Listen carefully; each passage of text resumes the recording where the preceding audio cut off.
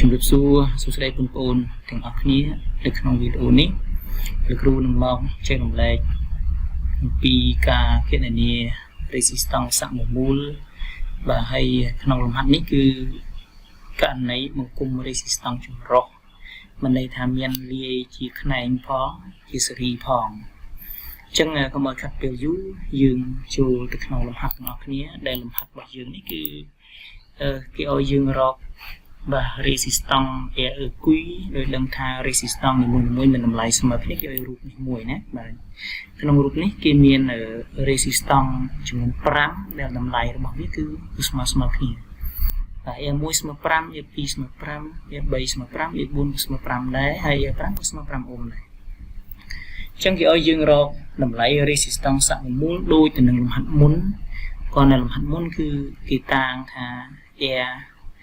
AB ណាពីគោល A មក B ប៉ុន្តែនេះគឺ air គួយបាទដែលគេគិតពី A ទៅ B ដែរអញ្ចឹងយើងត្រូវគិតបន្តិចនៅក្នុងលំហាត់នេះដើម្បីដោះស្រាយស្រួលយើងមើលពីដំណាក់កាលពីមុខមកពីនេះមុនមកបាទពី air 1 មក air 2យើងឃើញថា air 1 និង air 2គឺតជាខ្នែងយើងផ្គុំវាជាខ្នែងមួយសិនហើយយើងទទួលបាន resistance សកម្មមូល1ហើយបន្តទៀតយើងយក resistance សកម្មមូលមិញទៅផ្គុំជាមួយនឹង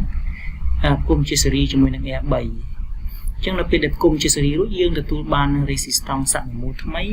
យើងយក resistance សកម្មមូលនោះមកផ្គុំជាមួយនឹង air 5សំដៅ air 4អញ្ចឹងផ្គុំជាមួយ air 4គឺផ្គុំជាអីផ្គុំជាខ្នែងពេលផ្គុំជាខ្នែងបានយើងយកទៅផ្គុំជាស៊េរីជាមួយនឹង air 5ខាងនេះអូខេអញ្ចឹងកុំឲ្យខាត់ពេលយូរយើងចូលទៅលើលំហាត់ទៅដំណោះស្រាយទាំងអស់គ្នាអញ្ចឹងខ្ញុំដាក់ដំណោះស្រាយហើយរក resistance សកម្មមូល air គួយឬគោល AB នឹងឯងណាអញ្ចឹងអ្វីដែលយើងត្រូវមើលខ្ញុំឃើញថាបាទ air 1ហើយនិង air 2នេះបាទមានខ្នែងបែកកន្លែងនេះហើយខាងនេះដូចគ្នាដែរហើយគោល AB អញ្ចឹង2នេះគឺផ្គុំជាខ្នែងនឹងគ្នា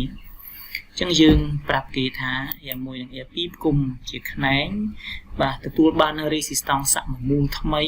បាទដែល resistance ខ្ញុំតាំងជា air 1 2ឬក៏យើងហៅថា air 12ក៏បានដែរអញ្ចឹងតាមរូបមន្តបង្គំជាខ្នែងបើ air 1និង air 2តជាខ្នែងនោះយើងសរសេរបានថា1បាទលើ air 1 2ស្មើនឹង1លើ air 1បូក1លើ air 2 air 1 2នេះគាត់នឹងបញ្ជាក់ថាកើតឡើងពី resistance air 1ហើយនឹង air 2 air អាង air 2បាទសំទោសណាការប្រើប្រាស់ជាអង់គ្លេសផងបាទជាខ្មែរផងជាបារាំងផងសង្ឃឹមថាបងប្អូននឹងយល់ហើយអធិស្ឋាននៅពេលដែលយើងសរសេរបង្គំបាទប៉ុណ្ណេះជាបង្គំជាខ្នែងយើងចំនួនចូលមកបាទ air 1ស្មើ5 air 2ស្មើ5ចឹង1លើ5បូក1លើ5យើងទទួលបានប៉ុណ្ណេះបូកបញ្ចូលគ្នាទៅបាន2លើ5អូខេ2លើ5ចឹងយើងឃើញថាភាគបែងដូចគ្នាហើយយើងបូកភាគយកភាគបែងយើងរក្សាទុកដដែលអញ្ចឹងបាន2លើ5តមកទៀតដោយ1លើ air 12បាទ1លើ air 1 2ស្មើ2លើ5យើងទាញបាន air 1 2គឺ5លើ2ស្មើ 2.5 អូម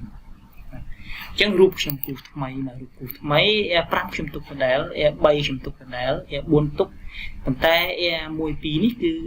ផ្គុំបានតម្លៃ air 12អានេះ air 1 air 2ផ្គុំបាន12ស្មើនឹង 2.5 អូមនេះខ្ញុំដាក់រូបខាងនេះណា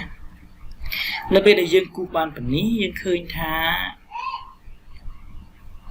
air 1 2នេះនិង air សំទោស air 12និង air 3នេះគុំជាស៊េរីអញ្ចឹងរូបមន្តជាស៊េរីគឺយកតម្លៃ air នេះបូកបញ្ចូលគ្នាមកយើងបានយើងប្រាប់គេដោយ resistance air 1 2តជាស៊េរីជាមួយនឹង air 3បាទ air 3យើងបាន resistance សកម្មមូលគឺ1សំទោសគឺ air 1 2 3ខ្ញុំតាំងជា air 1 2 3បាទរូបអញ្ចឹងបានប៉ុណ្ណឹងហើយយើងសរសេររូបមន្តមក air 1 2 3គឺស្មើនឹង air 3បូកនឹង air 1 2អញ្ចឹងយើងសរសេរបានបាទមួយណាមុនមួយណាក្រោយក៏បានដែរហើយតម្លៃ air 12 air 1 2នេះគឺ2.5 រីឯ air 3ស្មើ5បូកទៅបាន 7.5 អូម បាទ7 អូមអញ្ចឹងចំពោះរូបថ្មីមួយទៀតយើងឃើញបាទនេះ air 3ហើយនឹង air 1 2នេះផ្គុំគ្នាទៅគឺបាន air 1 2 3បាន 7.5 អូមបានប៉ុណ្ណឹងហើយយើងមើលទៀតយើងឃើញថា air 1 2 3ហើយនឹង air 4គឺផ្គុំជាខ្នែងនឹងគ្នាអញ្ចឹងគេទទួលបាន resistance សមមូលរបស់វាគឺខ្ញុំតាំងជាដល់ខ្ញុំតាំងជា air 1 2 3 4ណានេះខាងនេះណាបាទ1 2 3 4ហើយរូបមន្តរបស់វាគឺ1លើ air 1 2 3 4បាទស្មើនឹង1លើ air 1 2 3បូក1លើ air 4ដែលតម្លៃ air 1 2 3នេះគឺ 7.5 ឬខ្ញុំសរសេរជាប្រភេទថា15លើ2ខ្ញុំដាក់បែបនេះដើម្បីសម្រួលដើម្បីគុណចម្រាស់ទៅហើយសម្រួលភាគបែកណាខ្ញុំអត់ប្រើលេខទស្សភាគទេដាក់ប្រើគឺបន្តមកទៀតគឺយើងឃើញថា1លើ air 1 2 3 4ស្មើនឹង5លើ15បាទខ្ញុំទាញរក air 1 2 3 4នេះទៅយើងបាន15លើ5បាន3អូមបាទអញ្ចឹងរូបខ្ញុំបានរូបថ្មីមួយទៀតគឺពេលដែលគេផ្គុំ air 1 air 2 air 3 air 4មកចូលគ្នាទៅគឺបានតម្លៃនេះគឺ3អូមបានប៉ុណ្ណឹងហើយយើងឃើញថា air 1 2 3 4នេះហើយនឹង air 5នេះតជាស៊េរីនឹងគ្នាអញ្ចឹងតជាស៊េរីយើងផ្គុំអស់ហើយអញ្ចឹងតម្លៃដែលជាតម្លៃសមមូលរវាង air 1 2 3 4និង air 5គឺជា air AB air cold AB ឬក៏ air គុយនឹងឯងណាជា resistance សមមូលទាំងអស់តែម្ដងអញ្ចឹងខ្ញុំប្រាប់គេថាដោយ resistance 1 2 3 4តជាស៊េរីជាមួយនឹង resistance air 5យើងបាន resistance សមមូល air គុយអញ្ចឹងគេសរសេរបាន air គុយស្មើ air 1 2 3 4បូក air 5អញ្ចឹងដោយ air 1 2 3 4ស្មើ3អូមបាទ air 5ស្មើ